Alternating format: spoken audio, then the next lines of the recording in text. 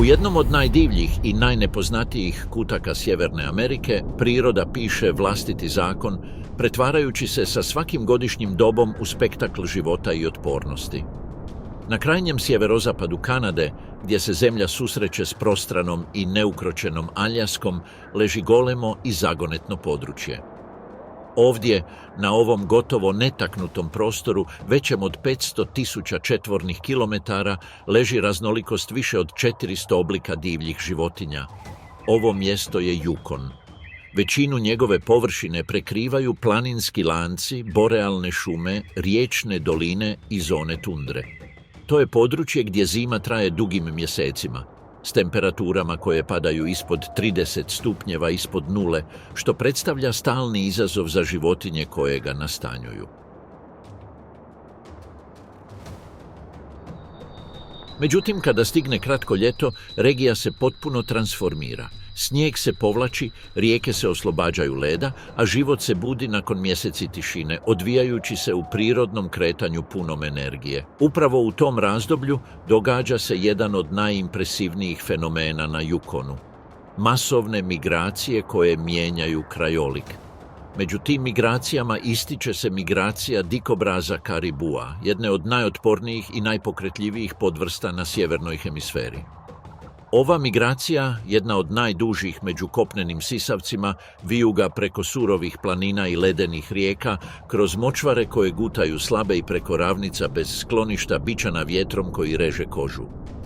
Teren proždire putnike, glad im nagriza snagu, a duboki snijeg im se ukopava u šape, usporavajući svaki korak, kažnjavajući one najiscrpljenije.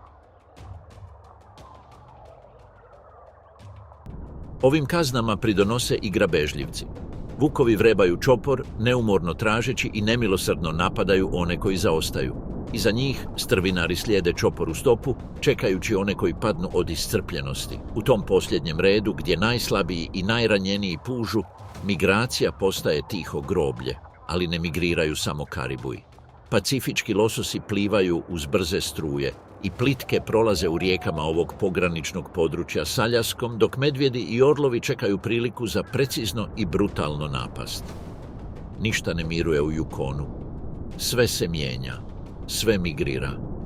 Ova neumoljiva logika gura vrste do krajnjih granica i otkriva bitnu istinu. Preživljavanje nije dovoljno. Moramo se kretati, predviđati, odupirati se. Kako život uopće traje u tako surovom okruženju? Odgovori su zapisani u svakom godišnjem dobu, na svakoj ruti koju trasiraju instinkt i nužda, u svakom stvorenju koje prkosi hladnoći, gladi i udaljenosti. Svijet u pokretu, gdje je krajolik protagonist, a svaka migracija priča o borbi i transformaciji. Dobrodošli u Yukon, područje gdje je svaki korak, svako putovanje, test izdržljivosti i prilagodbe. Kako se zima približava, priča se usredotočuje na jedno od najotpornijih stvorenja u regiji, karibua dikobraza. S robusnom građom i dugim nogama dizajniranim za prelazak snježnog terena, ovaj nomadski sisavac, sposoban doseći visinu do 1 metra, građen je za putovanje na velike udaljenosti u potrazi za hranom, prelazeći planine, zaleđene rijeke i otvorene ravnice. Prostranstvima sjeverozapadne Kanade i sjeveroistočne Aljaske, njihov primarni izvor hrane su lišajevi, mahovine i trave koje uspijevaju ispod snijega, koristeći svaki dostupni resurs kako bi se održali do dolaska proljeća. Od studenog do kraja travnja, krda se kreću po prostranim područjima Yukona i Aljaske, čuvajući energiju kako bi izdržala najdužu i najzahtjevniju sezonu, kretanje određeno veličinom njihove populacije. S više od 200.000 jedinki u svojim najboljim godinama, krdo je najveće u Sjevernoj Americi. Ali ta gustoća ima svoju cijenu. Čak i prije nego što zima završi, najpristupačnija hrana počinje postajati oskudna. Tragovi se množe u tvrdom snijegu, a tlo, označeno stotinama kopita, jedva skriva ostatke osušenog lišaja. Neke životinje uporno kopaju, uklanjajući bijeli sloj dok ne pronađu samo smrznutu zemlju. Na horizontu jata vrana kruže iznad glave, budna za svaku priliku. Lišajevi se troše brže nego što se mogu regenerirati, a na najoštećenijim područjima tlo ostaje golo kada se snijeg otopi. Mjesto koje je mjesecima održavalo skupinu više nije dovoljno ni za njih, ni za druge životinje koje ovise o istim resursima. Vrijeme je za kretanje i učinit će to zajedno, poput živog potoka koji se kreće u potrazi za zelenim pašnjacima. Kako proljeće napreduje, promjena na Yukonu je postupna, ali značajna. Sunce ostaje dulje iznad horizonta, a prosječna temperatura polako raste, topivši slojeve leda koji su prekrivali rijeke i jezera. Otapanje snijega ne samo da mijenja krajolik, već i obnavlja kvalitetu dostupne hrane. Biljke koje niču na najsjevernijim geografskim širinama imaju puno veću nutritivnu vrijednost od osušenih ostataka koji još uvijek preživljavaju u zimskim područjima. Ovaj kontrast djeluje kao snažan poticaj, a karibuji su biološki programirani da ga otkriju. Dok je u drugim regijama svijeta, poput Afrike, migracija utrka za bijeg od suše, ovdje kretanje reagira na drugačiju kombinaciju, ostavljajući za sobom područja koja gube kvalitetu hrane i dosežući teritorije gdje proljeće stiže kasnije i hladnije je, odgađajući iscrpljivanje resursa. Ali nije samo hrana ta koja određuje ishod. Pritisak insekata još je jedan odlučujući faktor u ovom ekosustavu. Kako se snijeg topi, pojavljuju se velike populacije komaraca, crnih muha i mušica, koje u roku od nekoliko tjedana postaju stalna i iscrpljujuća smetnja za karibue. I ovi insekti ne samo da iritiraju i iscrpljuju životinje, oni također ugrožavaju njihovo zdravlje smanjujući im vrijeme hranjenja i odmora, pa je migracija u obalna, vjetrovitija područja na sjeveru dijelom strategija izbjegavanja ove prijetnje.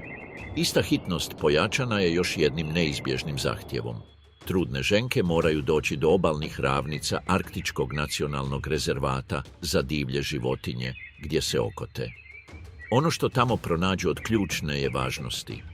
Otvorena vidljivost pomaže im uočiti predatore, a nježna vegetacija koja niče nakon topljenja snijega ključna je za proizvodnju mlijeka.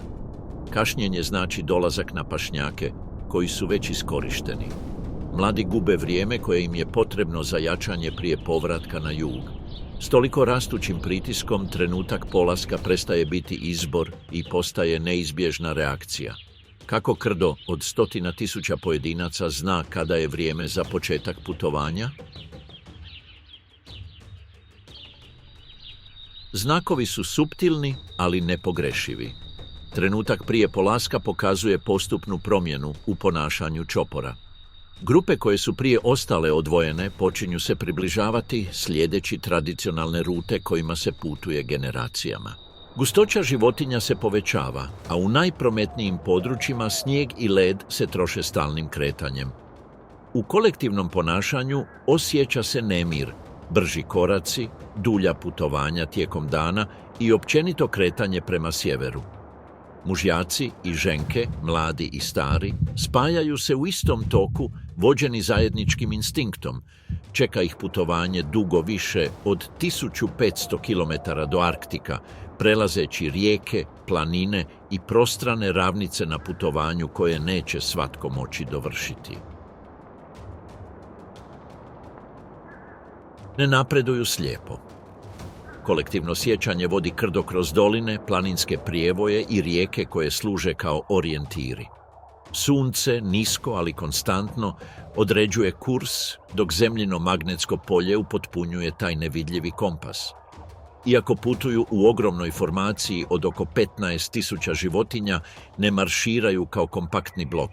Manje skupine se odvajaju kako bi se hranile i ponovno spojile, održavajući kontinuirani tok prema sjeveru.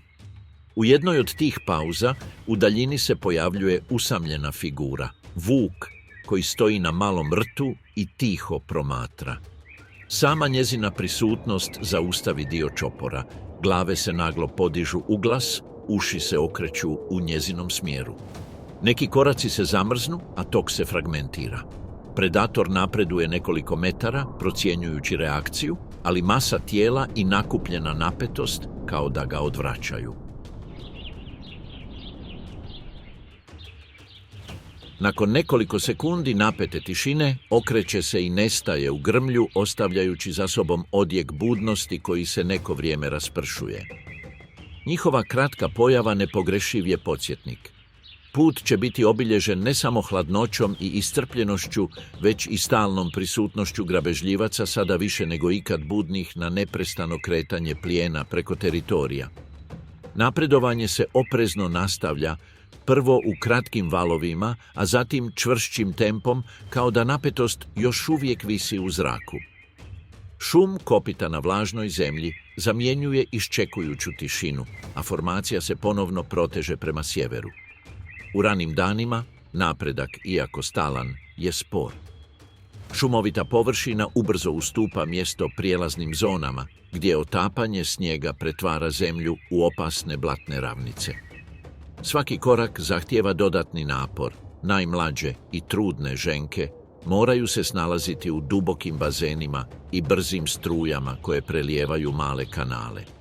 Rijeke, nabujale od topljenja, nose blokove leda koji se vrte i sudaraju jedan od drugi, pretvarajući svaki prelazak u trenutak napetosti za cijelo krdo. Protok vremena vidljiv je u istrošenosti. Prošlo je nekoliko dana i prijeđeno je više od 100 kilometara s putovanjima koja ne prelaze 30 kilometara. Vlažna zemlja natapa im šape, slabi im kožu, a hladan vjetar im i dalje reže uši. Tempo, međutim, ostaje stalan. Skupina napreduje, iako se na kraju svakog dana pažljivo procjenjuje njihova snaga. Kako pada mrak, grupa se povlači na čisti dio ravnice, otvoreni prostor gdje se horizont nesmetano proteže i pogled može predvidjeti svaki pokret. Tamo su tijela grupirana zajedno, rame uz rame, tvoreći živi zid koji zadržava toplinu i otežava pristup grabežljivcima. U vanjskom prstenu neki ostaju uspravni, trzajući ušima na najmanje šuštanje, osluškujući zrak koji donosi nevidljive vijesti.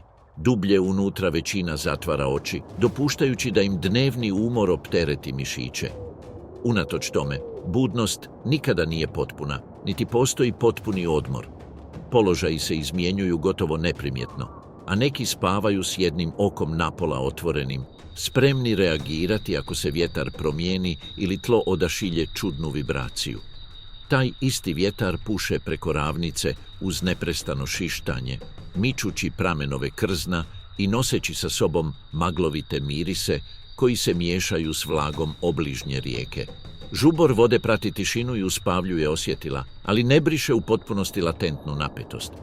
Čini se da ništa ne remeti noć, no na tamnom rubu šume nešto puže. Karibuji nisu sami. Daleka prisutnost, strpljiva i tiha, promatra iz sjene. Nasuprot vjetru, blizu tamne linije drveća, vukovi već satima prate svježi trag. 8 sjena kreće se preko ravnice, stapajući se s tamom. Dominantni mužjak napreduje prvi, uz njega iskusna ženka određuje tempo. Iza njih 3 iskusna lovca i 3 još uvijek nespretna mladića oponašaju svaku gestu preciznošću koju diktira instinkt. Ne prekidaju tišinu. Zaustavljaju se kada se vjetar promijeni, saginju se iza grma i prelaze potok u plitkom području koje im omogućuje brz i tih prolaz. Teren im nudi nabore i sjene koje koriste kako bi izbrisali svoju siluetu. Svaki osvojeni metar smanjuje udaljenost s čoporom. Ne ubrzavaju niti improviziraju, napreduju odmjerenim koracima, oprezni na svaku promjenu u zraku ili kretanju plijena. Ne traže otvoreni sukob, njihova snaga leži u tihom odabiru plijena. Među tijelima stisnutim jedno uz drugo i u mirovanju, uvježbano oko razlikuje ono koje najtežim tempom diše, ono koje se polako uzdiže. Metu koja će, ako noć bude naklonjena, prva pasti. Ali mir ne traje. Škripavi zvuk remeti ravnotežu, vuk gazi na suhu granu, a zvuk odjekuje poput eksplozije u noćnoj tišini. Karibu na oprezu, uzdignute glave, presreće vibraciju i ispušta kratko, glasno frktanje, nepogrešiv signal da je opasnost neposredna. Za nekoliko sekundi masa se kreće. Stampedo je trenutan i kaotičan. Tisuće kopita udaraju o tlo dok se zrak zgušnjava od prašine i pare, a tijela se raspršuju u više smjerova, tražeći zaklon. Mnogi refleksno prelaze rub šume, pokušavajući probiti liniju napada. Drugi se penju prema padinama gdje im sjene dopuštaju da nestanu. Ali ne bježe svi. Skupina mužjaka ostaje na otvorenom prostoru tvoreći obrambenu liniju između vukova i ženki, mladunaca i gravidnih ženki. Njihovi rogovi se uzdižu poput barijera, tijela im pritišću čvrste noge, suočavaju se s neprijateljem, procjenjuju ga, pokazujući borbenu namjeru. Nema pompeznih vokalizacija, nema drame. To su milimetarski zaštitni manevri. Znaju da njihova prisutnost može odvratiti frontalni napad, ali također razumiju stvarnost noći i brutalnu statistiku migracija. Pojedinačna žrtva može spasiti mnoge. Vukovi prilagođavaju taktiku. Dok dvije jedinke simuliraju frontalni napad, ostale se raspoređuju u polukrug kako bi izolirale mladunče koje je ostalo dok se pokušavalo vratiti. Alfa mužjak koordinira kratkim, preciznim gestama. Pokretom za napredovanje, drugim za zaustavljanje, pogledom koji naređuje da se zatvori put. Izbjegavaju sudare s većim mužjacima. Cilj im je odvojiti najranjiviji plijen. Strategija funkcionira. Glavni čopor se povlači s trudnom ženkom i preostalim potomstvom, dok im mužjaci koji se brane pokrivaju bijeg. U roku od nekoliko sekundi obrana je probijena. Mladunče ostaje samo na mjesečini. Mužjaci i dalje pokušavaju blokirati vukove, ali brojnost i koordinacija predatora prevladavaju. Dva vuka zatvaraju obruč, precizno skaču i grizu za vrat i trup. Hvatanje je brzo, završavaju rano kako bi spriječili intervenciju većih odraslih jedinki. Kraj dolazi za nekoliko minuta. Alfa ženka osigurava svoj plijen čvrstim, zapanjujućim ugrizom. Na trenutak sve ostaje nepomično. Zatim, kao da ih diktira tiho pravilo, ostali prilaze po redu. Nema borbe, svatko zna kada je na njemu red. Formiraju polukrug i počinju se međusobno kidati odmjerenom brzinom. Para iz vrućeg mesa miješa se s bijelim dahom noći. U daljini krdo Karibua nastavlja svoje napredovanje. Ne osvrću se. Put je još uvijek otvoren, a prioritet je pobjeći prije nego što noć ponudi nove prilike šumskim lovcima. U ovim sjevernim zemljama neprijatelji ne najavljuju svoju prisutnost.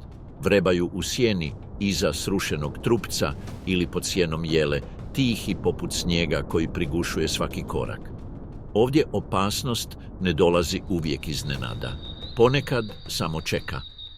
Ali što se događa kada ta opasnost ne mora progoniti svoj plijen, već ga pronađe samog, iscrpljenog na kraju puta? Na kraju marša priča je drugačija od one na početku. Najjače i najmlađe životinje napreduju dobrim tempom, dok iza njih zrak postaje gušći i sporiji. Stare, bolesne i one opterećene vremenski ograničenom trudnoćom gube metre svakog sata. Migracija se ne odvija ravno, već poput rastegnutog užeta. Na njegovom krajnjem kraju napetost je najveća i svaka slaba karika može popustiti. Tamo, na toj tihoj granici između života i smrti, on se pojavljuje. Isprva se na rubu snijega nazire samo slab pokret, gotovo nevidljiv. Tijelo mu ostaje nisko, uši načuljene, koraci odmjereni. Nitko ga ne čuje kako dolazi, jer ne mora trčati. Njegova snaga nije u mišićima ili u napadu, u strpljenju. Kreće se uz nisko grmlje i snježne stijene, zaustavljajući se na svakoj sjeni koju teren nudi.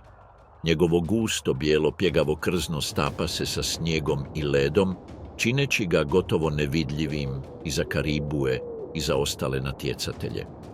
Zahvaljujući obilnom zimskom krznu, koje ga izolira od vjetra i zadržava toplinu, može satima ostati nepomičan, čučeći, čekajući pravi trenutak za prilazak.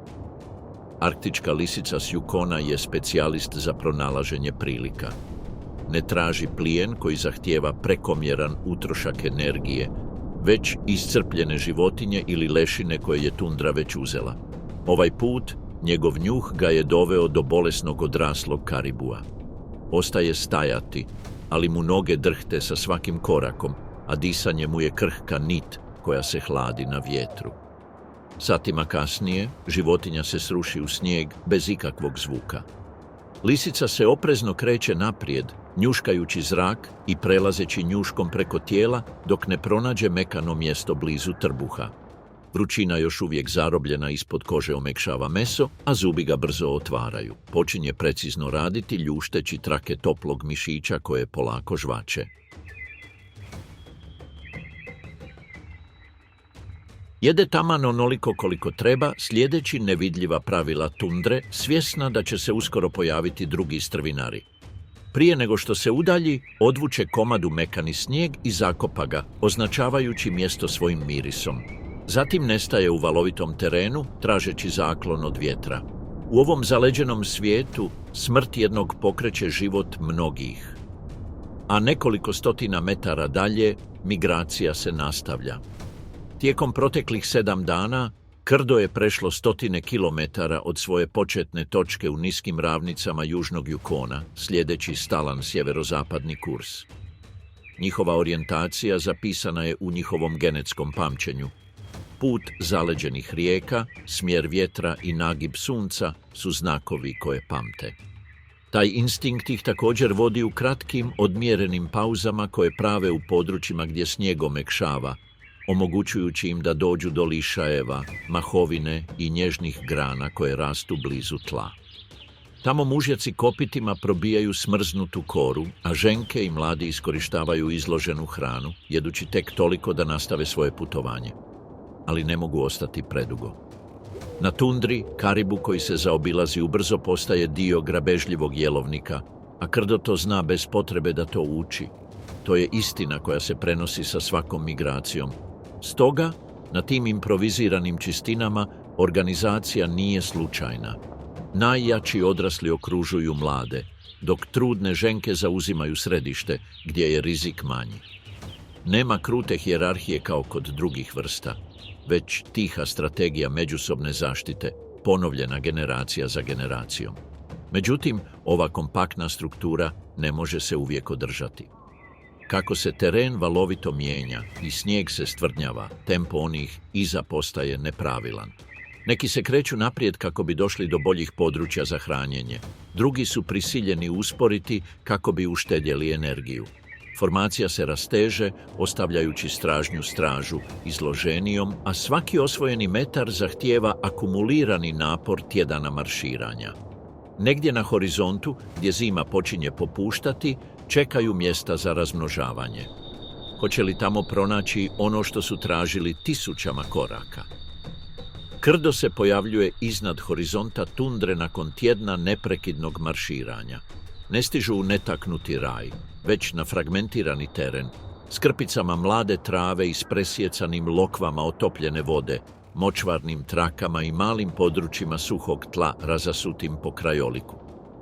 U srcu ovog područja, gdje se zemlja brzo isušuje i vidljivost je otvorena u svim smjerovima, nalaze se područja koja ženke preferiraju za rađanje.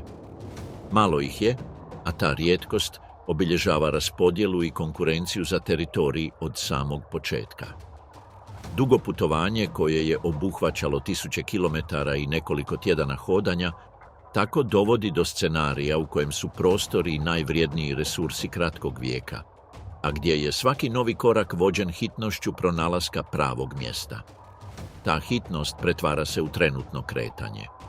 Ženke koje odstupaju od glavne mase istražuju blaga uzvišenja, riječne terase i područja gdje vegetacija ranije niče, a tlo ostaje čvrsto.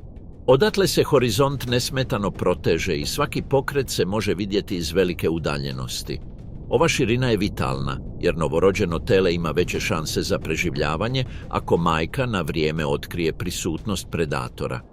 Imajući tu potrebu na umu, ženke pažljivo pregledavaju svaki kutak, njuškajući tlo, provjeravajući njegovu čvrstoću šapama i čupajući male čuperke trave kako bi provjerile vlagu. Međutim, ne ispunjavaju sva područja te uvjete, a najbolje parcele ograničene su na nekoliko raspršenih prostora. Na tako oštro osporavanom terenu susreti među pojedincima su neizbježni, a s njima i trenje. Ali što se događa kada dvije ili više osoba traže isto mjesto na tako ograničenom teritoriju? Na tim mjestima susreta prvo nastaju napetosti.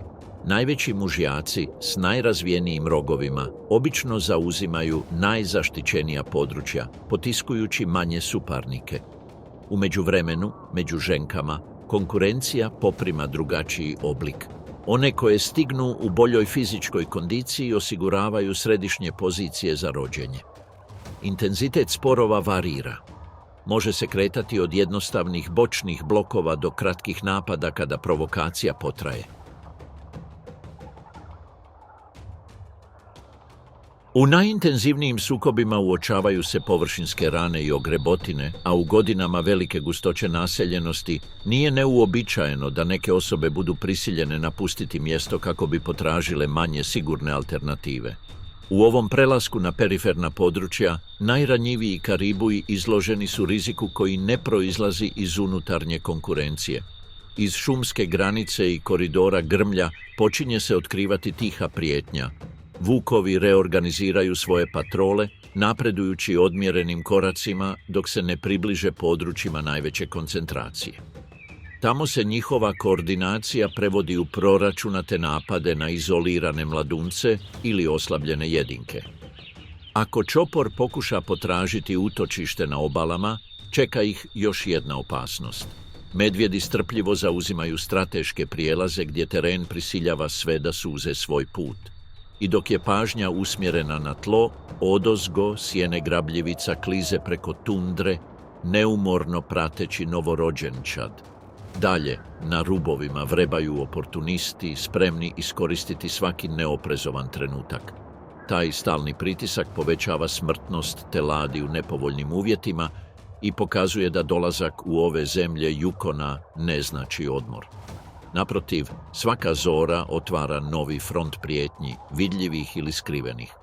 Karibuji ostaju u stanju stalne pripravnosti, njihova osjetila su uvijek na visokoj razini pripravnosti. Prostrana i blistava tundra postaje ploča na kojoj ih svaki korak može približiti životu ili smrti. Usred ovog neizvjesnog scenarija, reproduktivni ciklus nastavlja svojim tokom, kao da hitnost očuvanja vrste ignorira stalni rizik koji je okružuje. Taj se impuls odražava u reproduktivnoj dinamici. Kopulacije se događaju u jesen, na vrhuncu sezone parenja, a dolazak na mjesta razmnožavanja predstavlja vrhunac te sinkroniciteta. Samo se mali dio mužjaka uspješno pari. Oni koji su raseljeni ili oni koji nisu uspjeli pronaći partnericu grupiraju se odvojeno, ostajući na rubu krda. Te jedinke ne nestaju. One održavaju kondiciju, potiču otpornost i predstavljaju populacijsku rezervu za buduća reproduktivna razdoblja. Neki će pokušati ostvariti prilike u susjednim stadima ili u budućim godinama, ali mnogi neće postići reproduktivni uspjeh u tom ciklusu. Ova organizacija, u kojoj ženke jačaju međusobnu zaštitu, a mužjaci održavaju konkurenciju, nije ograničena samo na sezonu parenja. Ona također određuje kako se uloge i napori raspoređuju nakon što stignu na mjesta za razmnožavanje. U takvom društvenom okruženju fizički oporavak nakon putovanja postaje neposredan i krhak zadatak. Ženke dijele svoje vrijeme između hranjenja mladih i obnavljanja rezervi. Hrane se nježnim listovima vrbe, trskom i prvim izdancima trava i krošnje koji se pojavljuju na tundri nakon odmrzavanja. Mužjaci, kada uvjeti dopuštaju, traže lišajeve i otkrivaju dijelove tla razbijajući koru kopitima. Pauze za hranjenje su kratke, ali česte. Dok neke ženke jedu, druge djeluju kao stražari, kako bi smanjile rizik od predatora na mlade koji još ne mogu trčati. Ova podjela funkcija osnovna je strategija za optimizaciju kolektivnog preživljavanja bez ometanja individualnog oporavka. Kako dani postaju dulji, a krajolik prekriven vegetacijom, Čopor jača tu ravnotežu između obnavljanja snage i održavanja budnosti. Međutim, taj isti napor je ujedno i tiha priprema za sljedeći veliki pokret. Onaj koji će označiti kraj godišnjeg ciklusa, povratak na jug. Mjesecima kasnije ovo putovanje izaziva nove neizvjesnosti. Područja napuštena početkom proljeća možda su se promijenila. Neka obnavljaju i spašu, druga pokazuju znakove degradacije zbog ponovljene upotrebe ili klimatskih varijacija. Nadalje, prisutnost drugih vrsta ili specifičan ljudski pritisak mogu promijeniti dostupnost resursa. Nema jamstva da će jugoistočni krajolik biti identičan onome koji su ostavili za sobom. Migracija, u tom smislu, nije operacija koja zamjenjuje upravo ono što je uzeto, već ciklus koji redefinira zanimanja i sposobnosti. Usred svih čvrsto zbijenih tijela, već pokretnog čopora, dvije figure napreduju s vezom rođenom u tami, one noći kada su vukovi okružili njihove puteve i život ostao iza njih u snijegu. Preživjeli su svaki dan zajedno, tiho noseći tu odsutnost. Sada na kraju staze mužjak otvara otvor u vlažnoj mahovini dok se ženka povlači. Vjetar donosi blagu hladnoću, gotovo stranu onoj koja ih je progonila tjednima. U trenutku koji ostatak svijeta kao da ne primjećuje, ona se sagne, leđa joj zadrhte, a između topline tijela i bjeline tla novorođenče prvi put diše. Mali dječak pokušava ustati nespretno, ali vođen instinktom starijim od bilo koje zime. Stigli su. Ostavili su za sobom sjenu gubitka i s obećanom zemljom pod nogama donijeli su novi život na svijet. Krdo nastavlja ići naprijed, ali u tom kutku Yukona priča o ovom putovanju pronalazi svoj odgovor. Preživljavanje nije bilo odredište. To je bio početak. Početak nove sezone, drugog života koji će rasti pod istim nebom koje je nekoć prijetilo, a sada se otvara kao obećanje. U srcu sjevera, gdje je svaka zora neizvjesna, obitelj ponovno počinje, ali migracije Yukona tu ne završavaju. Iza ravnica i otvorene tundre među njegovim srodnicima živi još jedna podvrsta koja se također pokorava instinktu odlaska, iako to čini na vrlo drugačiji način. U južnim dijelovima teritorija gdje borealne šume dominiraju horizontom, šumski karibuji se kreću ne ostavljajući puno traga. Za razliku od beskrajnih kolona koje napreduju preko otvorene tundre, ove se životinje kreću u malim, gotovo nevidljivim skupinama, klizeći između sjena i čistina. Diljem Yukona nema više od 6 do 8 tisuća jedinki. Njihovo putovanje pokriva mnogo kraće udaljenosti, između 100 i 400 km, ali svaki korak nosi rizik jednako visok kao onaj s kojim se suočavaju njihovi sjeverni rođaci. Na prvi pogled djeluju kompaktnije i robusnije od dikobraznog karibua. Njihove kraće noge daju im stabilnost na neravnom terenu. Široka kopita, prilagođena otvaranju poput lopata, omogućuju im gaženje kroz močvare ili kopanje po stvrdnutom snijegu kako bi doprli do skrivenih lišajeva. Ova fizionomija, osmišljena za kretanje u zatvorenim okruženjima, odražava se i u prisutnosti mužjaka, okrunjenih širokim, asimetričnim rogovima koje koriste i za plašenje suparnika i za odgurivanje grana i lišća dok napreduju. Čak i njihova obojenost, mozaik smeđih, oker i sivih tonova, produljuje ovu prilagodbu, kamuflirajući ih među deblima drveća i pretvarajući ih u prave duhove šume. Ali ta ista ovisnost o drveću je njegova Ahilova peta. Za razliku od dikobraznih karibua, koji se na otvorenoj tundri oslanjaju na gužve kako bi odvratili predatore, šumski karibuji prisiljeni su se kretati u malim skupinama. Ovdje nema proljetnih plima tijela koja se međusobno štite, samo obiteljske jedinice i mala jata, krhka, suočena s stalnim pritiskom.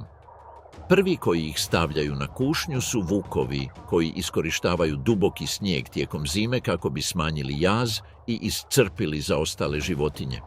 Ne treba im uvijek dugotrajna potjera, ponekad je dovoljno presresti uski prolaz ili danima pratiti trag oslabljene skupine kako bi se iznudio povoljan trenutak.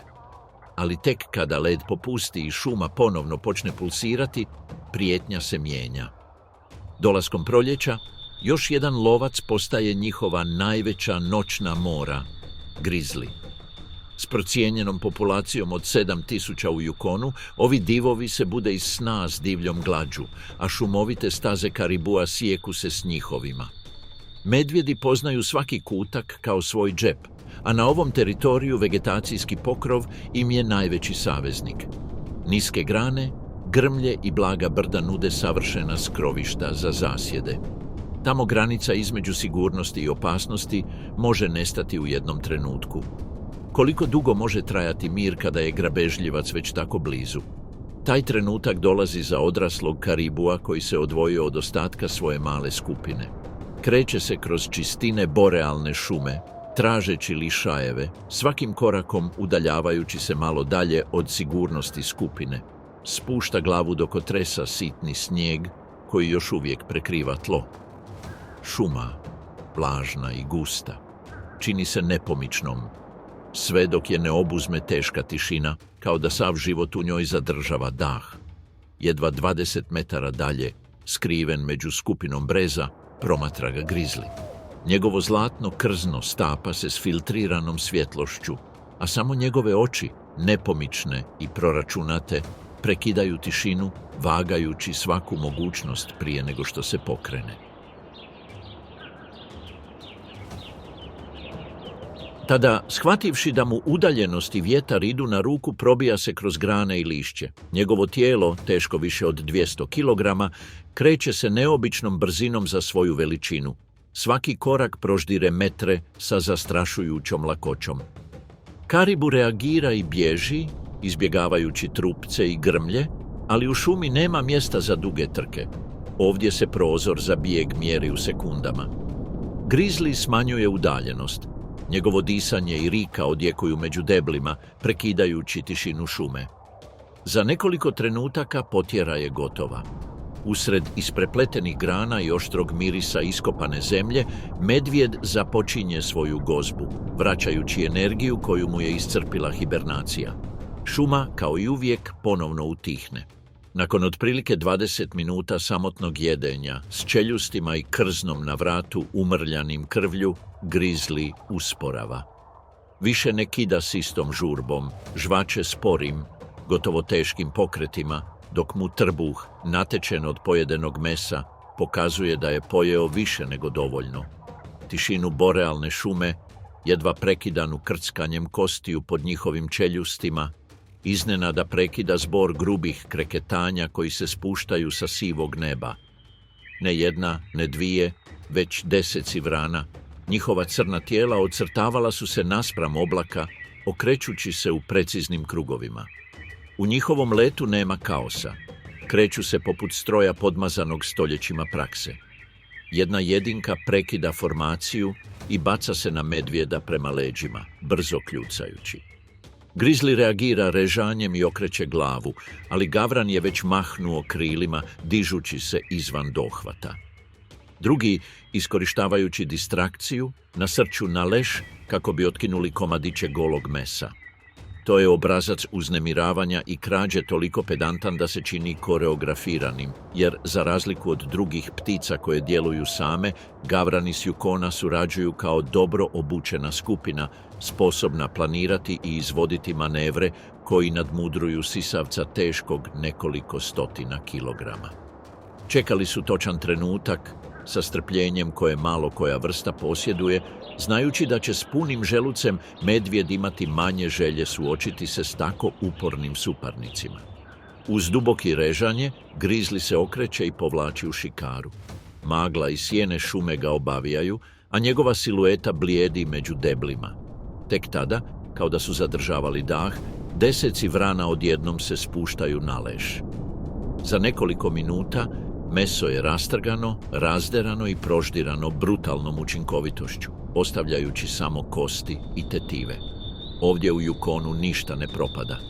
Palo tijelo hrani i grabežljivce i strvinare, od impozantnog grizlija do najoportunističnijih vrana. Stotinama kilometara od mjesta gdje su vrane zauzele svoju gozbu, nešto se miče u tami sjeverne šume. Nedavna toplina probudila je vode, a usamljeni grabežljivac napušta svoj zimski teritorij. Njegovi koraci, čvrsti, ali tihi, kreću se prema rijeci koja odjekuje u daljini. Ne hoda nasumično, zna da je ondje, svakog ljeta, život koncentriran u izobilju. Yukon se promijenio. Mjeseci leda i tišine su završili. Sunce se diže sve više, a temperatura se približava 20 stupnjevima. Snijeg se povlači prema planinama, otkrivajući zelene livade i obnovljene šume. Zrak, nekada oštar i suh, sada nosi zujanje insekata i žubor potoka koji jure prema velikim rijekama. U ovom novom buđenju rijeke poput Klondikea teku slobodno, napajane topljenjem snijega. Usred njihove pjene i brzih struja oživljava drevna migracija. Iz dubina Pacifika tisuće srebrnih lososa plivaju uzvodno protiv struje. Svaki mišić u njihovim tijelima sjaji i pulsira od napora, dok se kreću preko stijena i skaču kroz virove, vođeni jednim ciljem – doći do mirnih voda gdje su rođeni da se mrijeste. To je putovanje koje iscrpljuje čak i najjače, ciklus života i smrti koji održava cijeli ekosustav. Među korisnicima lovac tamne dlake napreduje prema obali smirenošću onoga koji dominira svojim teritorijem. Svakim korakom zarive kanđe u vlažnu zemlju, a njegovih više od 150 kg mišića i rezervi počiva na čvrstim šapama. Pod odsjajem sunca koji se odbija od vode, sjaj njegove njuške i snažna silueta otkrivaju jednog od velikih protagonista ovih voda, crnog medvjeda. Njegove oči, uprte u struju, kao da mjere točan trenutak za djelovanje.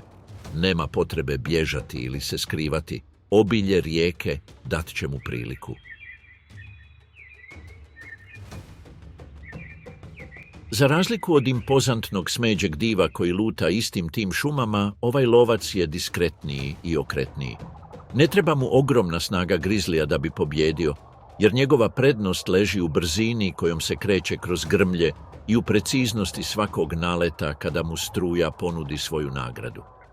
Manji po veličini, ali ne i po odlučnosti, crni medvjed usavršio je umjeće preživljavanja na zajedničkom teritoriju, a njegova moć ostaje neosporna. Stoga, kada pronađe točno mjesto gdje se struja sužava i losos mora skočiti da bi se kretao naprijed, on jednostavno čeka. Dugo vremena ostaje nepomičan, voda mu zapljuskuje prednje noge. Diše sporo i odmjereno, a s vremena na vrijeme naginje glavu kako bi pratio letimičan pogled na ribu koja se približava. Losos prolazi samo nekoliko metara i kada je prilika savršena, dolazi do zamaha. Brz, precizan pokret koji reže površinu u iznenadnom pljusku. Između njegovih kliješta poprilično velik losos se migolji, a njegova srebrna koža blješti na suncu. Oštrim pokretom medvjed ga podiže iz vode i povlači se na obalu. Tamo, pod sjenom jele, zariva zube u meso bogato masnoćom i proteinima. Ova prehrana nije prolazni luksuz, to je vitalno gorivo za suočavanje s nadolazećim mjesecima, kada obilje nestane i šuma ponovno zaspi pod snijegom. Svaki zalogaj je pohranjena energija, svaka slomljena kost jamstvo preživljavanja. Nakon što pojede dobar dio ribe, medvjed pušta da ostatak nestane u struji. To nije zbog otpada, već zato što ovdje na Yukonu sve ima svoje mjesto. Orlovi, lisice i drugi strvinari imaju koristi od onoga što rijeka i njezini lovci ostavljaju za sobom. Medvjed, zadovoljan, polako ustaje. Otresa vodu koja mu natapa krzno i čini nekoliko koraka uz obalu, držeći se blizu korita koje mu osigurava hranu. Kraj ljeta na Yukonu donosi blago vrijeme. Topli, vlažni zrak najavljuje vrhunac obilja sezone. Na otvorenim prostorima uz vodene putove medvjedi se češće križaju nego u divljini. I ti susreti nisu uvijek mirni. Usred neprestanog žubora rijeke i zujanja insekata, iz daljine se nazire tamna silueta. On je mlađi medvjed, s jednoličnim krznom i tijelom koje još uvijek raste, ali s dovoljno samopouzdanja da vjeruje da može izazvati veterana. Obala je strateški teren. hrane ima u izobilju, a otvoreno polje omogućuje brzo otkrivanje suparnika. Dvoboj ovdje ne odlučuje samo tko prvi jede, već i tko dominira. Obala je ispunjena napetošću. Mladić se zaustavlja nekoliko metara dalje, dok ispred njega stoji veteran širokih ramena i snažnog vrata, sa starim ožiljcima koji obilježavaju kožu ispod krzna. U svijetu crnih medvjeda veličina i iskustvo su jednako važni kao i kandže. I ova životinja se ne bori impulzivno. To čini jer zna da može pobijediti. Nekoliko sekundi nijedno od njih ne napreduje. Odmjeravaju se kratkim koracima, frktanjem i klimanjem glavom koji ocrtava nevidljivi krug na obali. Ali u prirodi strpljenje ima svoje granice. Nijedno nije spremno odustati, a svaki trenutak koji prolazi približava neizbježan trenutak. Prvi koji prekida napetost je mladić, koji ispušta kratak urlik i juri naprijed. Veteran odgovara dubljim urlikom, upozorenjem koje je ujedno i izazov. Udarac je brutalan. Rebro o rebro, napeti mišići, kandže traže lice, ugrizi se zatvaraju oko vrata. Snažno guraju, podižući prašinu i prskajući vodu. Meko tlo popušta pod njihovim nogama i na trenutak se prevrću, zapetljani u mješavinu stenjanja i dahtanja. Mladić pokušava visoki udarac nogom, ali veteran ga blokira ramenom i odgovara oštrim udarcem u stranu. Razlika u snazi počinje se pokazivati. Mladić pravi korak unatrag, zatim ponovno iskoračuje, ali njegov napad gubi snagu.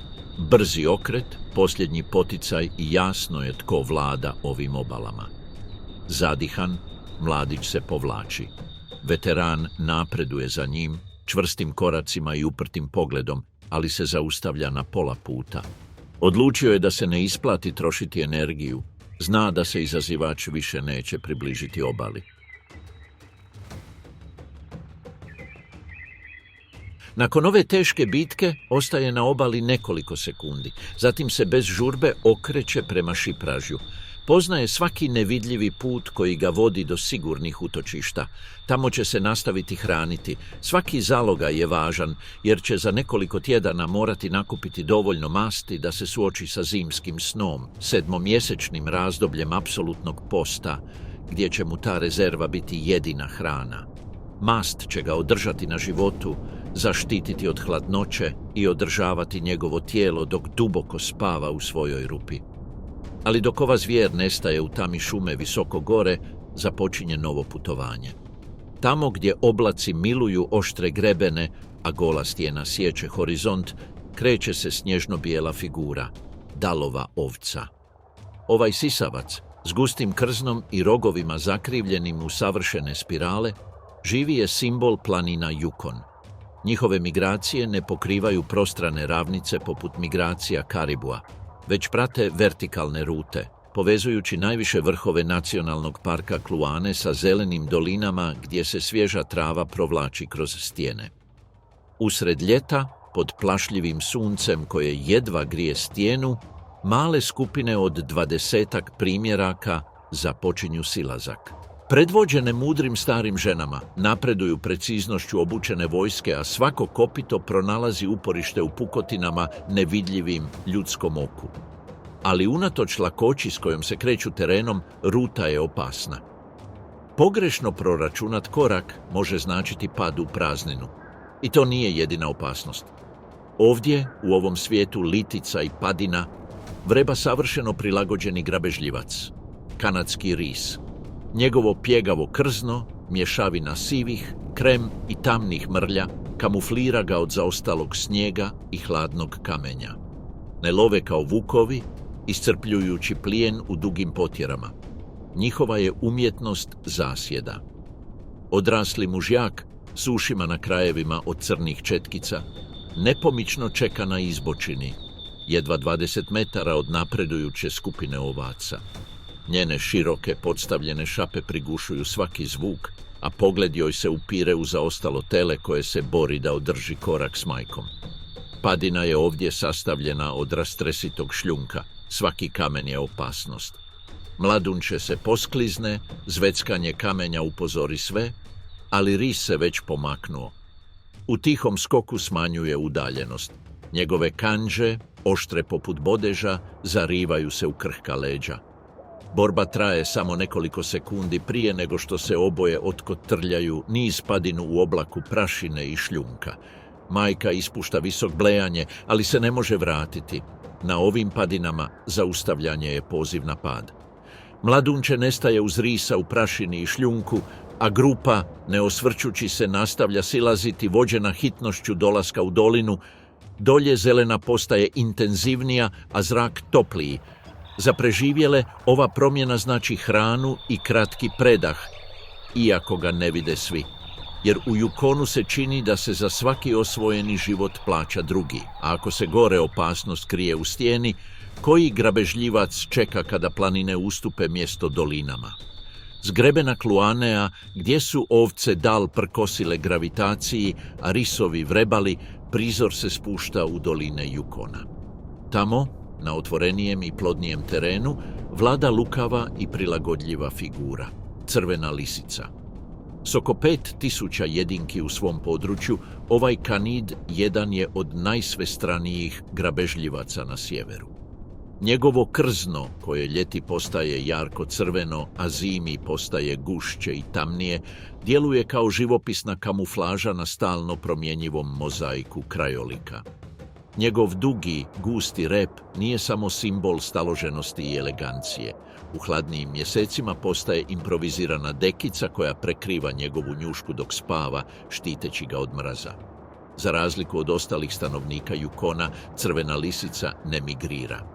Zimu preživljava ostajući na svom teritoriju, prilagođavajući prehranu onome što godišnje doba nudi. Mali glodavci koji se još uvijek kreću pod snijegom, ostaci strvina koje su ostavili vukovi ili risovi i, u ovo doba godine, vrlo posebna prilika – ptice selice. Svake jeseni nebo nad Yukonom postaje zračni koridor prema jugu. Među njegovim najimpresivnijim putnicima je kanadska guska, vrsta čiju je prisutnost nemoguće ignorirati. S populacijama koje dosežu desetke tisuća, njihova jata usvajaju karakterističnu V formaciju, optimizirajući napor leta. Potječu iz arktičkih regija Kanade i Aljaske, a odredište su im umjerena i obalna područja juga gdje su zime blaže. Međutim, putovanje nije izravno. Na određenim mjestima guske se moraju zaustaviti kako bi se odmorile, nahranile i povratile snagu. Jezero Teslin, vodena površina koja u rujnu postaje privremena oaza za tisuće ptica. Okružen močvarama i niskim travnjacima, nudi nježnu travu, sjeme i relativnu zaštitu od velikih predatora. Ali za crvenu lisicu ovo mjesto je jedinstvena prilika. Jezero Teslin kao da tiho pluta. Magla se vije nad vodom, jedva prekidana rastućim zvukom zbora kreštanja. S horizonta se približava tamna formacija i za nekoliko sekundi nebo se ispunjava krilima. Guske se spuštaju u valovima, probijajući površinu vode i šireći se uz obalu u potrazi za hranom. Među obližnjim grmljem, dva jantarna oka netremice promatraju. Crvena lisica, nepomična, proračunava svoj trenutak. Za razliku od vuka ili medvjeda, ne može pribjeći gruboj sili. Njezina je strategija lukava. Počinje se kretati cik-cak, pojavljujući se i nestajući među niskim raslinjem. Ne traži frontalni napad, već izazivanje panike u jatu. Guske, iscrpljene nakon višesatnog leta, reagiraju zbunjeno. Neke brzopleto polete, druge trče prema vodi. U tom kaosu uvijek netko ostane iza. Mlada guska, nesposobna brzo dobiti visinu, zaglavila se na pola puta između vode i sigurnosti zraka. Lisica ga otkrije i ubrza, izbjegavajući grmlje i lokve elastičnim koracima. Preciznim skokom ga obara i zariva mu očnjake u vrat. Otpor traje samo nekoliko sekundi prije nego što tijelo postane inertno. Lisica odmah počinje čupati perje oštrim potezima, puštajući da ga vjetar vrti okolo. Usred paperija koje se nakuplja u travi, toplo meso je otkriveno. Tek tada, nakon što se uvjeri da u blizini nema konkurenata, zgrabi plijen za vrat i odvuče ga u hlad grmlja kako bi u miru jeo. Na obali se preostalo jato reorganizira, ispuštajući alarmne pozive prije nego što poleti. Uskoro će nastaviti svoje putovanje prema jugu, prelazeći kilometre borealnih šuma i ravnica, dok ne stignu do područja gdje zima ne smrzava svaki dah. Jezero Teslin ostat će nijemo, prekidano samo vjetrom i šumom vode o obalu, sve dok ga sljedeći val putnika ponovno ne prekrije svojim hukom. Migracija ovih ptica nije samo vizualni spektakl. Ona je dio stalnog pulsa života u Yukonu, gdje svako godišnje doba redefinira pravila. A za crvenu lisicu to je potvrda da strpljenje i domišljatost mogu pretvoriti prolazni zamah tisuća krila u jedinstvenu priluku, napisanu tihim jezikom preživljavanja. Ali godišnja doba ne diktiraju svoj ritam samo u nizinama. Isti otopljeni snijeg koji hrani jezera i livade započinje putovanje prema vrhovima, označavajući rute i opasnosti na područjima gdje je hladnoća zakon. A što se događa kada slijedimo ovaj uzlazni put do područja oblikovanih drevnim ledom? Tamo, visoko u Yukonu, ledenjaci nisu samo uspavani divovi. Oni su neumorni arhitekti krajolika. Oblikuju rute, brišu putove i prisiljavaju stvorenja da donose odluke koje bi ih mogle koštati života. U jeku ljeta, između srpnja i kolovoza, toplina ponoćnog sunca počinje probijati njegove rubove. Led polako popušta, oslobađajući bujice ledenjačke vode koje padaju poput tekućih oštrica, otkidajući golu stijenu i noseći sediment koji rijeke pretvara u sablasno sivu boju. Ove brze i opasne struje probijaju se kroz cijele doline, pretvarajući travnjake u blatne ravnice i močvare te podižući oblake magle koji se poput duhova vuku preko tundre. Zasićeni i promjenjivi teren postaje nestabilna slagalica koja prisiljava migrante da zaobiđu put ili riskiraju prelazak granice. U ovom neprijateljskom okruženju pojavljuje se jedan od pravih titana Yukona, los. S oko 70.000 jedinki na tom teritoriju, to je sisavac oblikovan potrebom da podnese beskrajne zime i neumoljivo odmrzavanje. Mužjaci mogu narasti do preko 2,5 metra duljine i težiti do 600 kilograma, s dugim, mišićavim nogama dizajniranim za gaženje kroz duboku vodu i kretanje po mekom tlu.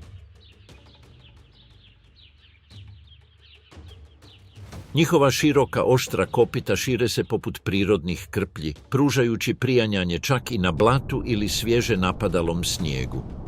Gusta, tamno smeđa dlaka skriva podlaku šuplje dlake koja zadržava zrak, izolirajući je od vlažne hladnoće koja prati odmrzavanje. Njegova široka njuška s vječno raširenim nosnicama otkriva potopljenu vegetaciju u močvarama. Njegov snažan vrat otkida nježne grane svrba i topola. Mužjaci imaju impresivne rogove koji u svom vrhuncu dosežu i do 1,8 metara širine. Svake godine u proljeće prekriveni su baršunastim slojem koji hrani kost u razvoju, a zimi otpadaju nakon intenzivne sezone parenja u rujnu i listopadu. Ženke, iako bez rogova, jednako su otporne, s nešto lakšim tijelima od oko 400 kg, ali sposobne izbjegavati grabežljivce s iznenađujućom agilnošću. Losovi veći dio ljeta provode krećući se između čistina, obala rijeka i močvarnih područja, prateći napredak otapanja kako bi iskoristili svježu vegetaciju koja se pojavljuje nakon povlačenja leda. Taj ga obrazac ponekad navodi da se upusti u teren koji su nedavno oslobodili ledenjaci, mjesta zadivljujuće ljepote, ali puna skrivenih opasnosti. Ledena voda, iako primamljiva kao izvor hrane, tiha je zamka. Struje nose kamenje, grane i sediment nevidljivom silom koja može iznenaditi čak i najveće životinje. Samo jedan krivi korak dovoljan je da izgubite ravnotežu, a u ovim vodama hladnoća je smrtonosna poput grabežljivca. Ali može li čak i titan s Yukona, oblikovan da izdrži led i oskudicu, prevladati nevidljivu zamku odmrzavanja? U tišini koju prekida samo huk vode, los ulazi u dolinu koju je svježe poplavio otopljeni ledenjak Kaskavulš. Ledena voda mu dopire do prsa, a ispod površine kamenje, uglačano stoljećima leda, vrti se i pomiče, prijeteći da će ga povući dolje. S obale ga prate sive oči. Vuk, jedan od 5000 koji nastanjuju Yukon, čeka s grabežljivim strpljenjem. Ne napada odmah. Zna da voda i struja mogu iscrpiti plijen bolje od bilo kakve zasjede. Los se muči naprijed, boreći se s hladnoćom koja mu utrne mišiće i nevidljivom silom koja ga gura nizvodno. Na trenutak mu noga posklizne na stijeni, ali los ponovno uspostavi ravnotežu i uspije doći do obale, zadihan. Krzno mu je natopljeno, bokovi mu se nadimaju. Vuk konačno napreduje, grizući zrak u lažnom napadu, nastojeći izazvati paniku. Los, daleko od povlačenja, podiže noge i spušta glavu, pokazujući svoje impozantne rogove. Uz tiho frktanje juri naprijed. Predator procjenjuje svoje mogućnosti i odlučuje se povući, topi se natrag u šikaru. Zadihani mokar, los nastavlja svoj put, ostavljajući za sobom trag vode i duboke otiske stopala u blatu. Nije dobio bitku, samo ju je odgodio. U Yukonu se ponekad razlika između života i smrti odlučuje u trenutku, a danas je taj trenutak bio na njihovoj strani. Ali dok se na obali život bori udarac za udarcem, ispod površine rijeka ista smrtonosna igra napreduje bezglasno. U turbulentnim vodama rijeke Alsek, gdje se otopljeni ledenjaci bijesno oglašavaju u kolovozu, arktički golun započinje svoje nevidljivo putovanje. Nema grmljavine kopita niti kreštanja stada, samo tihi egzodus koji pulsira u dubinama. S ljuskama koje blješte zeleno i narančasto u filtriranom svjetlu napuštaju planinska jezera Yukona kako bi otplovili u slane estuarije, tražeći hranu prije nego što zima zapečati njihov svijet pod ledom. Njihova tijela, duga i do 80 cm, oblikovana su tisućljećima. Precizne peraje probijaju se kroz struje, a osjetljive škrge upravljaju prijelazom iz slatke u slanu vodu. Prilagodba koja ih održava u ovom nemilosrdnom okruženju. Ali rijeka ne oprašta. Brzaci, nabujali od topljenja leda, buče od virova koji vuku alge i kamenčiće, dok temperatura varira između oštre hladnoće i blagog ljetnog olakšanja, iscrpljujući pastrve na njihovom putovanju od desetaka kilometara. I tamo gdje snaga vode počinje jenjavati, prijetnja mijenja oblik. S obala, gdje se trska njiše na ledenim vjetrovima, američki nerc vreba pedantno strpljivo. Nije grabežljivac grube snage, već lukavosti. Njegovo vijugavo tijelo, prekriveno vodoodbojnim smeđim krznom, kreće se poput tekuće sjene s plućima koja podnose dugotrajno ronjenje.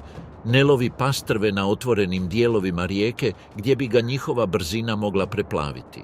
Umjesto toga bira plitke bazene gdje se struja smiruje i iscrpljene pastrve traže predah. Mjehurići i plutajuće lišće zaklanjaju njihovo kretanje, dok njihove oštre oči prate svaki pokret. U trenutku pastrva, čije se srebrno tijelo sjaji na šljunčanom dnu, zaustavlja se. Nerc, provlačeći se između potopljenog korijenja, napada naglim pokretom, zubima se zabijajući u bok plijena, pastrva se migolji, repom šiba vodu u naletu pjene, ali kuna je neumoljivo vuče prema obali, gdje borba završava među mokrim kamenjem. Pa ovaj sukob nije ludilo brzine, već proračunata zasjeda, gdje sama rijeka postaje suučesnik lovca i krvnik plijena. Ali struja ne staje slaviti pobjede ili oplakivati poraze. Samo nekoliko metara uzvodno počinje se odvijati nova drama. Zrak Yukona, gust od metalnog mirisa hladne vode i udaljenog puketanja grana koje nosi struja, najavljuje promjenu u krajoliku. Ovdje, gdje se čini da rijeke ne poznaju odmor, protagonist nije div selica ili grabežljivac koji zjapi, već diskretan i uporan inženjer, kanadski dabar. Iako se njihov svijet rijetko mjeri stotinama kilometara, njihova kratka putovanja jednako su važna za njihov opstanak. Uz rijeku Peli, jedna jedinka probija se protiv struje. Njegovo zdepasto tijelo, gusto prekriveno mišićima i masnoćom, stalni je radni konj. Rep, širok i ravan poput vesla, služi i kao kormilo i kao oslonac kada stoji na obali. Svaki potez je čvrst i proračunat, dok usnama obujmi svježe odrezanu granu. Taj napor nije slučajan, on reagira na nevidljivi kalendar koji diktira svaki njezin pokret. U Yukonu jesen je sat koji otkucava brže nego drugdje. Jasike i vrbe koje se nižu uz obale rijeka počinju zlatiti, a noći već poprimaju zimski prizvuk. Za Dabra je svaki sat kritičan. Treba ojačati branu prije nego što led zatvori rijeku i prisili ga da se oslanja isključivo na akumulirane rezerve. Svaki resurs koji posjeduje, od snage do zuba, stavljen je u službu ove utrke s vremenom. Njegovi zubi, intenzivne narančaste nijanse zbog visokog sadržaja željeza, neprestano se obnavljaju, što mu omogućuje čiste i precizne rezove, odvajajući grane učinkovitošću s kojom se nijedna ljudska sjekira ne bi mogla mjeriti. Brane koje Dabrovi grade nisu jednostavna skloništa. To su arhitekture sposobne preoblikovati kartu vode. Dobro postavljena skupina grana i blata može pretvoriti brz potok u mirnu lagunu, može poplaviti livade, stvoriti nova močvarna područja, otvoriti mogućnosti za neke vrste i zatvoriti puteve za druge. Losovi, karibuji i lososi morali su promijeniti svoje rute zbog rada ovih prirodnih inženjera.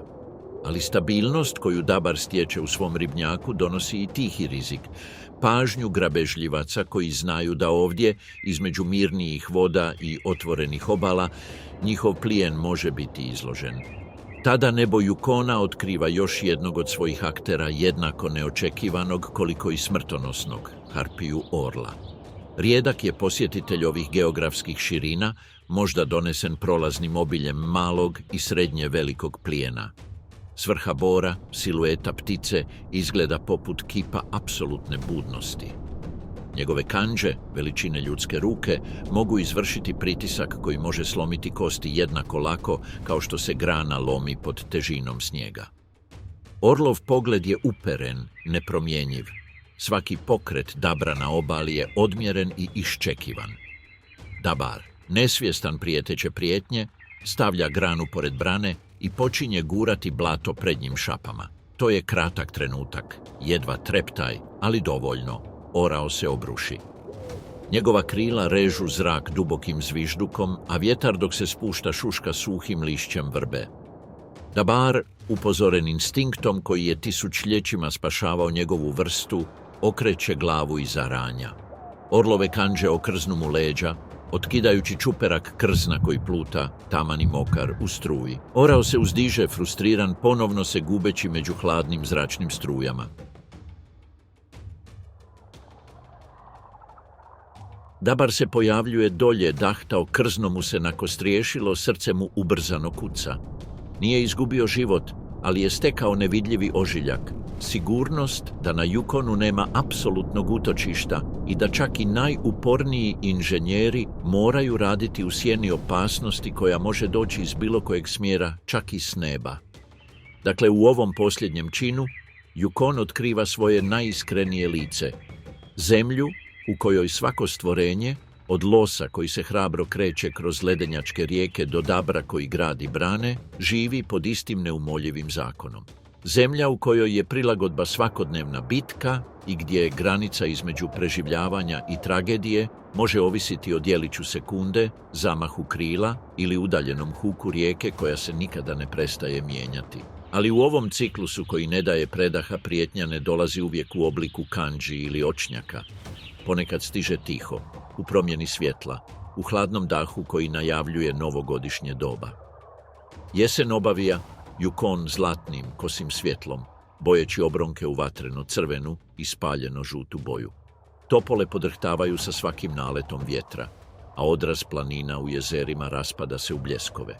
Dani postaju kraći, sunce se kreće preko nižeg luka, a u ranim jutarnjim satima led formira tanke kore na ribnjacima i obalama. Ljeto popušta, a s njim se pokreće i cijeli teritorij. Vrijeme, sa svojim nepokolebljivim kalendarom, diktira tempo svake utakmice. Stalni pad temperatura, jačanje sjevernih vjetrova i prve snježne padaline na vrhovima znakovi su koje nijedno stvorenje ne može ignorirati. Ovdje svaka vrsta zna hitnost. Predugo zadržavanje znači suočavanje s nemilosrdnom zimom. Preko otvorenih ravnica, beskrajne mase karibua kreću se prema svojim zimskim skloništima, a kopita im udaraju po smrznutom tlu. U vodama lososi završavaju svoje putovanje protiv struje, ostavljajući sa svakim mrijestom obećanje nove generacije. A na nebu ptice odlaze u preciznim formacijama prema jugu, krilima udarajući u posljednjem zamahu, prije nego što snijeg zatvori zračne putove. U ovom prijelaznom razdoblju grabežljivci pronalaze svoju priliku. Vukovi vrebaju u uskim prolazima, otkrivajući i najmanju slabost u krdima. Medvjedi iskorištavaju ovu posljednju priliku za pohranu energije, bacajući se u rijeke i livade s instinktom izbrušenim stoljećima preživljavanja. Svaki napad je precizan, tempiran prema ranjivosti onih koji iscrpljeni putuju. Ali u Yukonu se ništa ne baca. Lešinari stižu točno, dio iste koreografije. Vrane kruže oko ostataka, lisice prikradaju se. Orlovi lete visoko, uvijek budni. Iz onoga što je nekada bio život, rađa se hrana za druge i tako se ciklus zatvara. Tundra, rijeke i nebo postaju pozornica gdje se obilje i oskudica izmjenjuju poput godišnjih doba. Svaki odlazak hrani one koji čekaju, a svaki povratak najavljuje ponovno pokretanje kotača. Ovdje preživljavanje nije izolirani događaj. To je lanac u kojem svatko ovisi o svima ostalima. Prvi snijeg pada na otiske stopala koji će uskoro biti izbrisani. Ispod smrznute površine rijeke nastavljaju teći, iznad njih vjetar mete bijele vrhove. I u ovom prostranstvu sve je spremno ponoviti se, jer na Yukonu svake godine život počinje iznova, s istom snagom i istim teškoćama koje su ga oblikovale od početka,